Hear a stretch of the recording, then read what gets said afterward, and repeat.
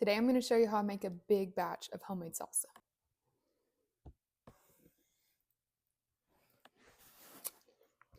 And it's still warm. Start by turning on your oven, and you want to set it to about 500 degrees on the broil setting.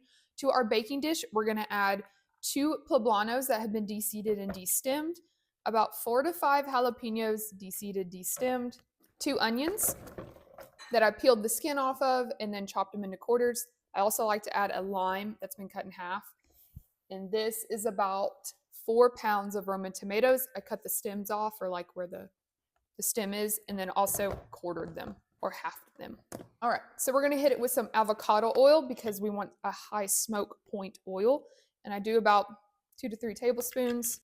I'm gonna shortcut this because not only because it's good, it's my seasoning. It's low sodium, but it also has garlic powder, onion powder, smoked paprika, salt, and black pepper in it, which is everything I'd put on this anyways. Give it a good healthy sprinkling of seasoning. I'm gonna add oregano and some cumin powder. Get in there with them hands and just kind of make sure everybody gets a nice coating of seasoning and oil. Now that everybody is nice and seasoned, we're gonna go into the oven for about 5 to 10 minutes. Just keep an eye on them. You want the tomatoes to start developing a good color and also all of your other vegetables, but you don't want them to burn. And it smells so good. After 5 minutes, we've got starting to develop some nice color. I'm just gonna give everybody a light toss, and it's gonna go back in the oven for another 5 minutes. Back into the oven.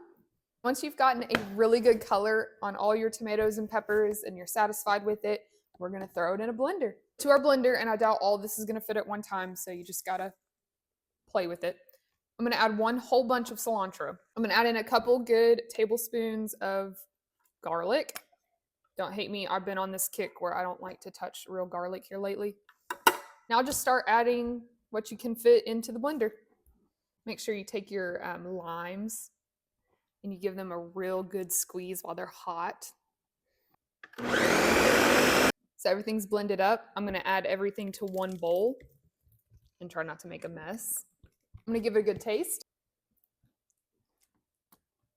It needs a pinch of salt.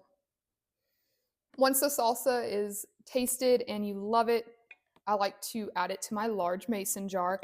You also can put it into some Ziploc bags, individually freeze it.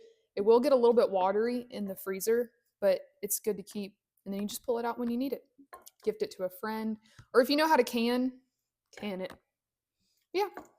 Having a big jar of homemade salsa is just what my fridge needs.